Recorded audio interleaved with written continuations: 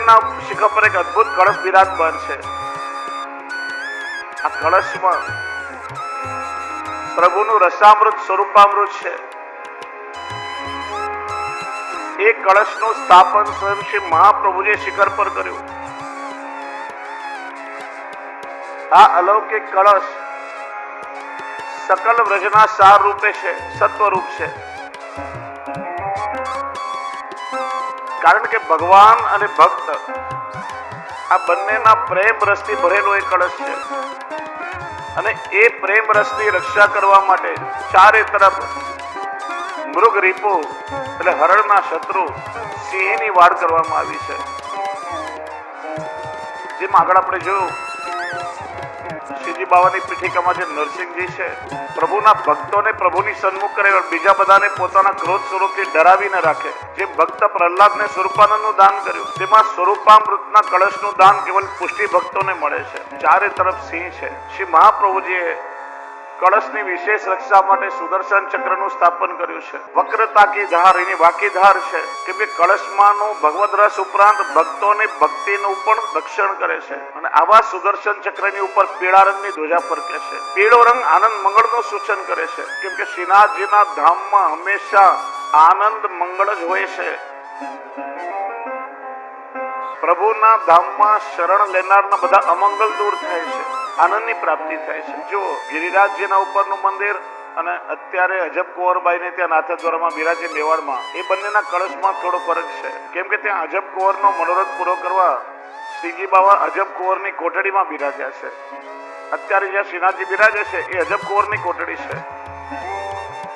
ચાર ચોક કો મંદિર બનાયો, આપ બિરાજે વાલો છપર તરી. આટલા વિશાળ મંદિરમાં આપનું નિજ મંદિર તો ઉપર નળિયાના છાપરા વાળું છે. કારણ કે અસલમાં એક છાપરાવાળી કોટડી જ અજબ કુંવરબાઈનો આવાસ છે, જ્યાં શ્રીનાથજી હંમેશા વ્રજથી ચોપાટ ખેલવા માટે ત્યાં પધારતા. અહીંયા વ્રજના મંદિર જેવું શિખર નથી. નળિયાવાળા છાપરા પર ચાર સિંહોની વચ્ચે બે કળશ છે, સુદર્શન ચક્ર છે. ગિરિરાજજીના મંદિર પર પીળા રંગની ધ્વજા છે. અહીંયા નાથદ્વારામાં 7 રંગની જુદા જુદા રંગની ધ્વજાઓ લહેરાય છે. અહીં 4 સિંહો છે, ધર્મ અર્થ કામ મોક્ષના 4 પુરુષાર્થના પ્રતીક રૂપે છે. અને એ સિંહો અનધિકારીને પ્રભુ સુધી પહોંચવા દેતા નથી. અને કળશની અંદર જે ભગવદ રહસ્યની રક્ષા કરે છે. 2 કળશ છે, એમાં મોટો કળશ શ્રી મહાપ્રભુજી છે, નાનો કળશ શ્રી ગુસાઈજીનું સ્વરૂપ છે. આ બંને કળશ રસમય છે.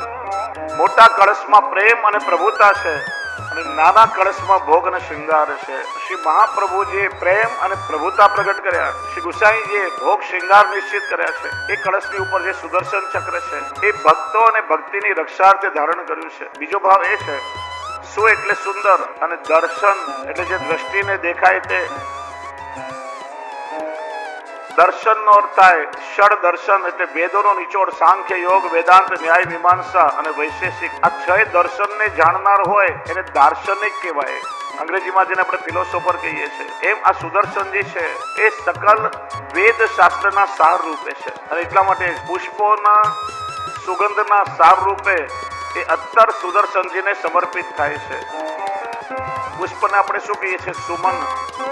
સુંદર મન, ઉત્તમ મન. અને સુમનનો સાર છે સુગંધ. એટલા માટે જે ભક્તો સુદર્શનજીને અત્તર સમર્પિત કરે છે એના મનના મનોરથો ઠાકોરજી પૂર્ણ કરે છે. અને આ સુદર્શન ચક્ર શ્રી ગોપીનાથજીના ભાવથી પણ બિરાજે છે. સુદર્શન ચક્રની ઉપર જે ધ્વજાજી છે એ ગોપીજનોના ભાવથી બિરાજે છે. કીર્તનમાં કહીએ છીએ, ગોપી પ્રેમ કી ધ્વજા जिन्हें कियो श्याम अपने बस उर्धर श्याम भुजा. ગોપીઓને પ્રેમની ધ્વજા કહેવાય છે. કેમ કે ધ્વજ એટલે કોઈ પણ દેશના સામ્રાજ્યનું પ્રતીક. પ્રેમનું પણ એક અનોખું સામ્રાજ્ય છે, અને એનું સાર્વભૌમત્વ એ ગોપીજનોનું છે. પ્રેમ લક્ષણા ભક્તિ આચાર્ય ગોપીજનો છે. એટલા માટે ગોપીઓને પ્રેમની ધ્વજા કહેવામાં આવી છે. જ્યારે ઠાકોરજીએ વેણુનાદ કર્યો ત્યારે પ્રભુનો એ પ્રેમ ગોપીઓના હૃદયમાં પ્રવેશ કરી ગયો. અને એ વેણુનાદનું શ્રવણ કરી ઘર સંસારની આસક્તિ છોડી પ્રભુમાં મન જોડી ઘરેથી નીકળી પડી. એટલા માટે તમે જો આ ધ્વજાજી ચાંદી કે સોનાની દાંડીમાં ન રોપાતા વાંસની દાંડીમાં રોપાય છે. નાથદ્વારમાં દર્શન કરો, ધ્વજાજી વાંસની દાંડીમાં રોપાય છે. કેમ કે વેણુનું સ્વરૂપ છે. ધ્વજા ગોપીનું સ્વરૂપ છે. વેણુ અને ગોપીજનો અભિન્ન છે.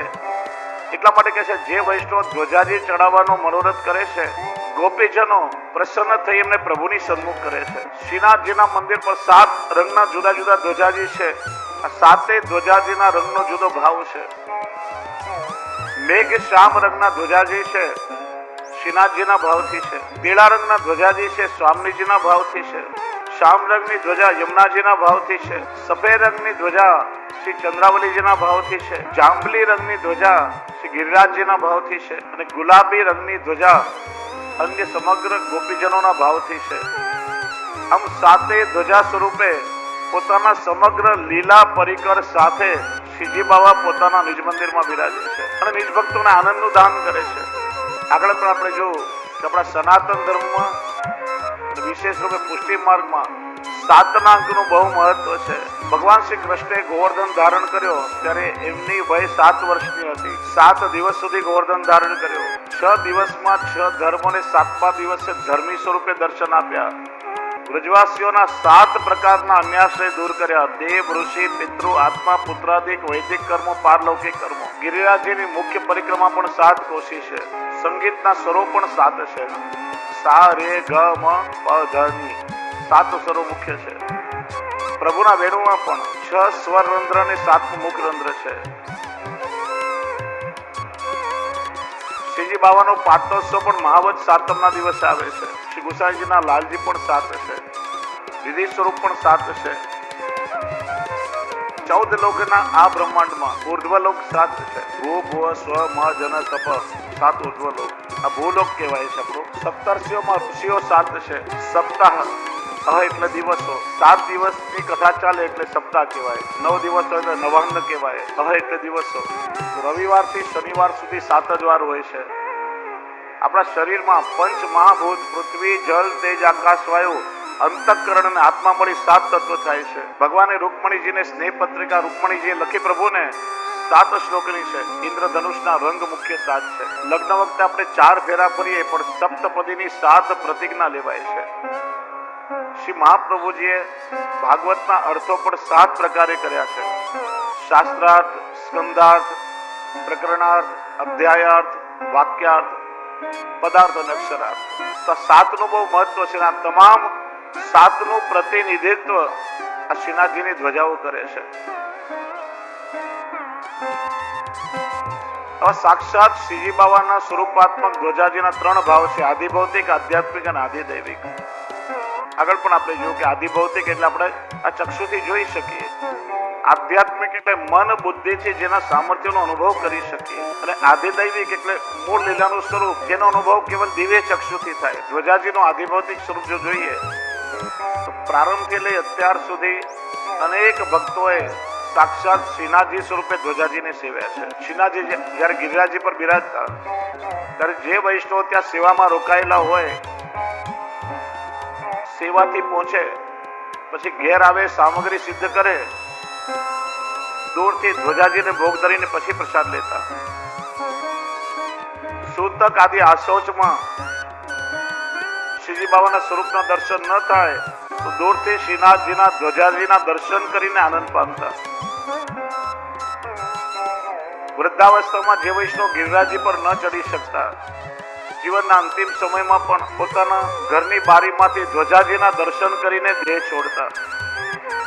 6 મહિના શ્રી ગુસાઈજી ચંદ્ર સરોવર વિપ્રયોગમાં બિરાજ્યા તો નિત્ય ધ્વજાજીના દર્શન કરીને એ સુખ પામતા. પ્રાચીન સમયમાં આજની જેમ ટ્રાન્સપોર્ટેશનના હાઈટેક સાધનો, ઝડપી પ્રવાસના સાધનો ન હતા. દૂર દૂરથી લોકો શ્રીનાથજીના દર્શન કરવા બ્રજમાં જતા તો બળદગાડામાં, પગપાળા યાત્રાળુઓ બધા સંઘમાં સાથે જતા. કેમ કે રસ્તામાં જંગલો આવે, ચોર લૂંટારાઓનો ભય.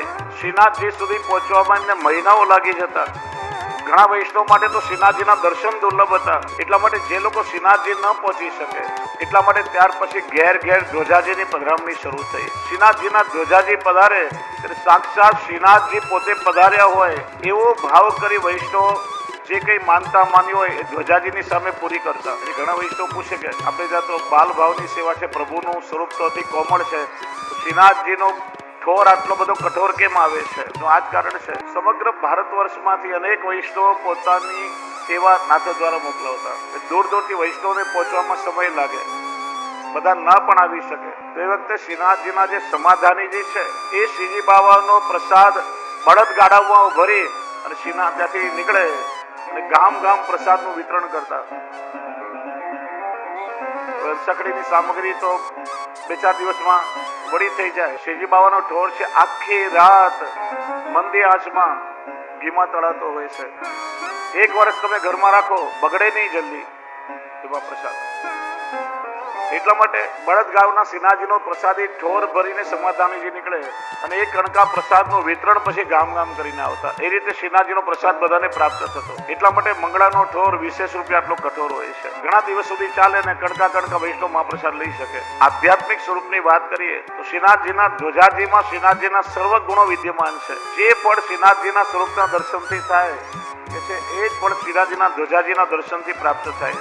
શ્રી ગુસાઈજી પણ ધ્વજાજીના દર્શન કરતા કરતા વિપ્રયોગમાં વિજ્ઞપ્તિ લખતા. પ્રભુના જમણા ચરણમાં ધ્વજનું ચિહ્ન બિરાજે છે. એનો ભાવ પ્રકાશ ભાવનામાં કરે છે. ધ્વજસ્ય સ્થાપનમ ભક્તા નામ નિર્ભય વાસાર્થમ, અર્થાત પ્રભુના ચરણમાં આ ધ્વજ છે એ ભક્તને અભયદાન દેવા માટે છે. શ્રી હરિરાયજીએ ભગવત ચરણારવિંદ ચિહ્ન વર્ણનમ ગ્રંથમાં આજ્ઞા કરી છે કે ધ્વજાજી છે એ ભક્તના ભયને દૂર કરે છે, અભય આપી રક્ષણ કરે છે, સદાય વિજય અપાવે છે. વૈષ્ણવ પરિક્રમા કરતા હોય, ઘણા વૈષ્ણવ અમારી સાથે દંડવતી પરિક્રમા કરી હોય, ખ્યાલ હશે કે સૌથી આગળ ધ્વજ ચાલતો હોય.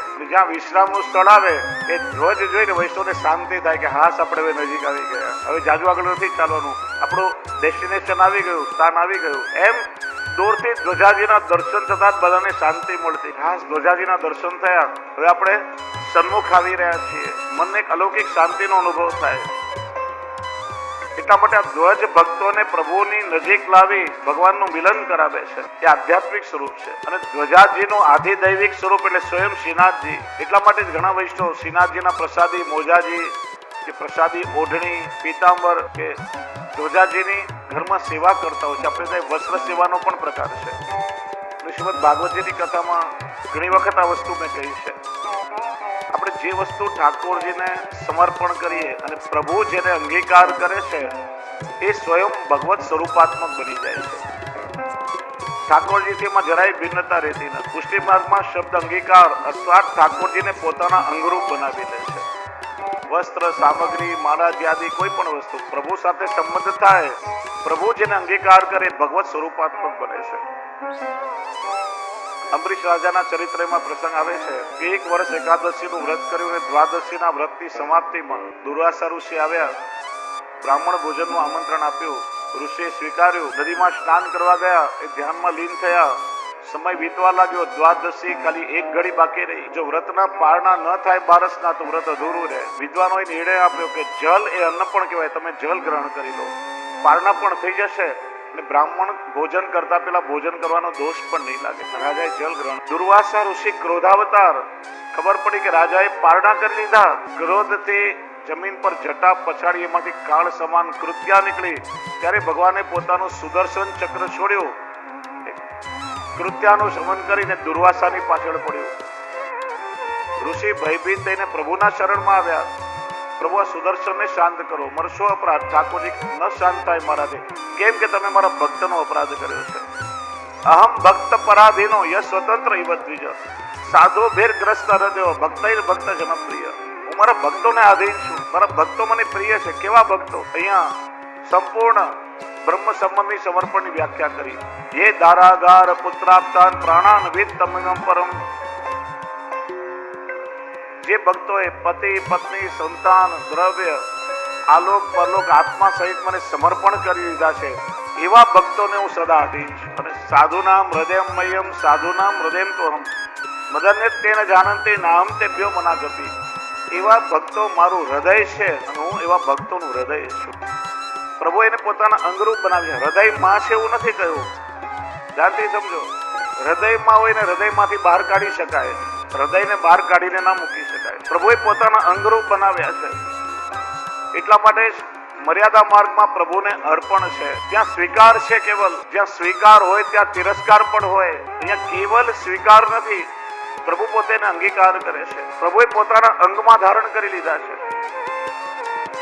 એટલા માટે પ્રભુ જેને અંગીકાર કરે સ્વયં ભગવત સ્વરૂપાત્મક બને છે. તમે જોયું હશે કે મુખિયાજી રાજભોગ અને શેના આરતી પછી પ્રસાદી માળા બીડા પધરાવીને આવે, બાળકો ઠાડા થઈ જાય, કેમ કે માળા પ્રભુએ ધરેલી સ્વયં ભગવત સ્વરૂપાત્મક છે. એને નેત્રથી મસ્તકે લગાડી અને પછી છે નાકથી સૂંઘીને આપણે પધરાવીએ. આ વસ્તુ ધ્યાનથી સમજો. કોઈ પણ ભગવત પ્રસાદી વસ્તુ હોય વિસર્જન કરતા પહેલા તેમ શ્વાસ લઈને પછી પધરાવવું જોઈએ, કેમ કે એમાં રહેલું ભગવત સ્વરૂપ એ આપણી અંદર અંતરિત થઈ જાય, પછી પધરાવવાનો દોષ ના લાગે. એમ ચરણારવિંદમાં સમર્પિત પ્રસાદી તુલસી દલ અથવા પ્રસાદ લેવા બેસીએ તો ઠાકોરજીનો સાણેલો કોર હોય અથવા પ્રસાદનો પહેલો કોર મુખમાં રાખતા પહેલા સે શ્વાસ લઈને રાખવો જોઈએ. ઠાકોરજી અરે ગયેલો મહાપ્રસાદ પણ ભગવત રૂપ છે. ઘણા વૈષ્ણવોને વિધા છે કે સખડીનો કોર આપણાથી ના લેવાય, ગૌગ્રાસમાં લઈ જવાય. એ બહુ ખોટી માન્યતા છે. અને માન્યતા કેવી રીતે આવી? કેમ કે જે વલ્લભકુલ આચાર્ય બાળકોને ત્યાં નિધિ સ્વરૂપ બિરાજતા હોય, એમનો પ્રસાદી જે રાજભોગનો કે શહેરનો સાણેલો કોર હોય એ મુખ્ય અધિકાર એ આચાર્ય બાળકોનો છે. એમના આરોગ્ય પછી એ વૈષ્ણવને પ્રાપ્ત થઈ શકે, પણ જ્યાં સુધી બાળકો ના આરોગે કોઈને ના મળે. એટલે વલ્લભકુલના બાળકો જ્યારે બહારગામ બિરાજતા હોય ત્યારે સાણેલો કોર ગૌગ્રાસમાં ચાલ્યો જાય, અન્ય કોઈને ના મળે. તો આચાર્ય બાળકો બિરાજતા હોય તેમના આરોગ્ય પછી એ પ્રસાદી કોર વૈષ્ણવને મળી શકે. એટલા માટે આ ગેરસમજ ઊભી થઈ. તમારા માટે જે ઠાકોરજી બિરાજે છે એમનો સાણેલો કોર એ તો તમારા માટે સાક્ષાત ભગવત સ્વરૂપાત્મક છે. સૌથી પહેલા એ જ ગ્રહણ કરવું જોઈએ.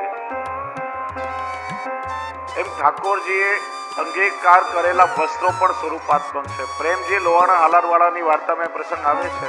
યાત્રાળુઓના સંઘ સાથે ગોકુલ આવ્યા, ગુસાઈજી પાસે બ્રહ્મ સંબંધ લીધું, યાત્રા કરીને પાછા આવ્યા, વિનંતી કરી કૃપાના સાધારણ જીવ છો, મને કોઈ સાધારણ સેવાનો પ્રકાર પધરાવી આપો. શ્રી ગુસાઈજીએ પ્રસાદી વસ્ત્ર પધરાવી આપ્યું. આ સાધારણ પણ છે ને અસાધારણ પણ છે. ભાવથી સેવા કરજો. મર્મ ના સમજ્યા પણ ભાવથી સેવા કરે. અને અનવસરના સમયમાં અન્ય ભગવતી વૈષ્ણવને ત્યાં સત્સંગ કરવા જાય. ઘણી વાર એવો અનુભવ થાય, કોઈના ખોળામાં ઠાકોરજી બિરાજે છે, કોઈની સાથે ખેલી રહ્યા છે, અનેક લીલાઓનો અનુભવ કરાવી રહ્યા છે. વિચાર્યું કે મારે ત્યાં તો સાધારણ સેવા છે, મને આવો અનુભવ ક્યારે થશે? જ્યાં ઉત્થાપનનો સમય થયો, લીલા બેવાની સામગ્રી સિદ્ધ કરી, ઘંટાનાદ કરીને નિજ મંદિરના દ્વાર ખોલ્યા તો શું દર્શન કર્યા કે વસ્ત્ર પર જેટલા તાતણા હતા એટલા ભગવત સ્વરૂપો ત્યાં ઉપર ખેલી રહ્યા હતા. એટલે આપણે ત્યાં વસ્ત્ર સેવાનો પ્રકાર પણ છે. અને જૂના સમયમાં એ પદ્ધતિ હતી. દાખલા તરીકે કોઈ પરિવારમાં ઘરના બધા જ સમર્પિત લેતા હોય. હવે સમજો કે 2 કે 3 વ્યક્તિને બહારગામ જવાનું થયું, તો એ ઠાકોરજીને સાથે પધરાવીને લઈ જાય તો ઘરમાં રહેલા સમર્પિત કેવી રીતે લે? અને ઠાકોરજીને ઘરે પધરાવીને જાય તો બહારગામ જાય સમર્પિત કેવી રીતે લે? તો એનો પર્યાય હતો. જો બહારગામ જતા વૈષ્ણવ ઠાકોરજીને પધરાવીને લઈ જાય તો પ્રસાદી વસ્ત્ર ઘરમાં પધરાવી એની સેવા પહોંચે અને વૈષ્ણવ સમર્પિત લેતા. અથવા ઠાકોરજીને ઘરમાં પધરાવીને જાય તો પ્રસાદી વાઘા ઉડની કંઈ પણ સાથે બહારગામ પધરાવી જાય, એ લોકો એમની સેવા પહોંચીને સમર્પિત લેતા. કેમ કે વસ્ત્રો પણ ભગવત સ્વરૂપાત્મક છે. એટલા માટે ધ્વજાજી એ સાક્ષાત ભગવત સ્વરૂપાત્મક છે. એટલા માટે વૈષ્ણવ પરિક્રમા કરતા હોય છે. પરિક્રમાના પણ જુદા જુદા ભાવ છે. 3 પરિક્રમા કરવાથી પ્રકૃતિ જન્ય 3 દોષો સત્વ રજ અને તમ દૂર થાય છે. જીવને નિર્ગુણ ભાવ પ્રાપ્ત થાય છે. કેટલાક 5 પરિક્રમા કરે છે. પંચ મહાભૂતના દોષો અને 5 પ્રકારની જીવની વાસનાઓ દૂર થાય છે. ભક્ત કૃતકૃત્ય બની પ્રભુને લાયક બને છે. 7 પરિક્રમા ઘણા 7 કોશી પરિક્રમાના ભાવથી કરતા હોય છે. તો એ રીતે જુદા જુદા ભાવ છે. એ ભાવની પ્રધાનતા. અને પુષ્ટિ માર્ગમાં શ્રી વલ્લભે બહુ કૃપા કરી છે. સિદ્ધાંત પક્ષ, ભાવ પક્ષ અને વ્યવહાર પક્ષ આ ત્રણે બહુ સબળ છે. કેવલ સિદ્ધાંત પક્ષ હોય ને જ્યાં ભાવ પક્ષ ના હોય ને તો બધું નિરસ બની જાય, એમાં બિલકુલ રસ ના આવે. સિદ્ધાંત પક્ષ છે એ આપણા આચરણ માટે, મર્યાદાથી આપણે બહાર ના જઈએ. ભાવ પક્ષ છે એ આનંદ માટે, જુદા જુદા અલૌકિક ભાવ દ્વારા આપણે પ્રભુને રીઝવી શકીએ. સદાય આનંદ ઉત્સાહ એ ભાવ દ્વારા રહે. અને વ્યવહાર પક્ષથી આપણું જે લૌકિક જીવન છે એને આપણે સારી રીતે નિભાવી શકીએ, સંભાળી શકીએ. આ ત્રણેયનો સમન્વય પુષ્ટિ માર્ગમાં છે. એટલા માટે તો વૈષ્ણવ સંસારમાં રહીને ઘર સંસાર ચલાવતા ખૂબ સુંદર રીતે ઠાકોરજીની સેવા પહોંચી શકે. ભાવ ભાવનાની કોઈ સીમા નથી. પણ 2 વસ્તુનું હંમેશા વૈષ્ણવોએ ધ્યાન રાખવું જે દોષરૂપ બતાવ્યું છે, અસંભાવનાના દોષો અને બીજું છે વિપરીત ભાવના દોષો. જે વૈષ્ણવે ક્યારે ના કરવા જોઈએ. અસંભાવના એટલે આ 7 વર્ષનું બાળક ગોવર્ધન કેવી રીતે ધારણ કરી શકે? 6 મહિનાનું બાળક રાક્ષસી પૂતનાને કેમ મારી શકે? પ્રભુમાં જરાય દોષ બુદ્ધિ ન રાખો. કરતોમ અકર્તોમ અન્યથા કરતોમ સર્વ સમર્થ છે. ઠાકોરજીના વિરુદ્ધ ધર્માશ્રયત્વને સમજવું જોઈએ. એક જ સમયમાં ઠાકોરજી બાળક પણ છે ને એ સમયમાં કિશોર પણ છે. પુષ્ટિ માર્ગમાં બાલ ભાવ અને કિશોર ભાવ આ બંને ભાવોનું સાથે ભાવન થાય છે. મંગળાથી શયન સુધીની ભાવના, નંદાલયમાં ભાવ બાલ ભાવ ને નિકુંજ લીલામાં કિશોર ભાવ, આ બંનેનું સાથે ભાવન થાય છે. થોડું મુશ્કેલ છે પણ એ આદત પડે તો બહુ સુંદર રીતે ચાલ્યા કરે. અહીંયા બાલ ભાવથી પલ્લામાં ઝૂલતા હોય એ સમય નિકુંજમાં અનેક વ્રજ ભક્તોના મનોરથ પૂરા કરતા હોય. એ જ પ્રભુનો વિરુદ્ધ ધર્માશ્રય છે. કરવાનું કરી શકે, ન કરવાનું કરી શકે, સર્વ કંઈ કરી શકે. એટલા માટે પ્રભુ સર્વ સમર્થ છે. એટલે ઠાકોરજી આવું ન કરી શકે એ અસંભાવના ન હતો. બીજું વિપરીત ભાવના એટલે ઠાકોરજીમાં ક્યારે લૌકિક ભાવ કે લૌકિક બુદ્ધિ ન રાખવી. પ્રભુ નિર્દોષ છે. એમની સર્વ લીલાઓ રસમય ને આનંદમય છે. એટલે લૌકિક બુદ્ધિના દોષો ક્યારે પણ ઠાકોરજીમાં ન લાવવા. આ બંને બહુ ભયંકર દોષ બતાવ્યા છે. બાકી નંદાલય કે નિકુંજની કોઈ પણ ભાવનાથી તમે ભાવન કરીને ઠાકોરજીને લાડ લડાવી શકો છો. એટલા માટે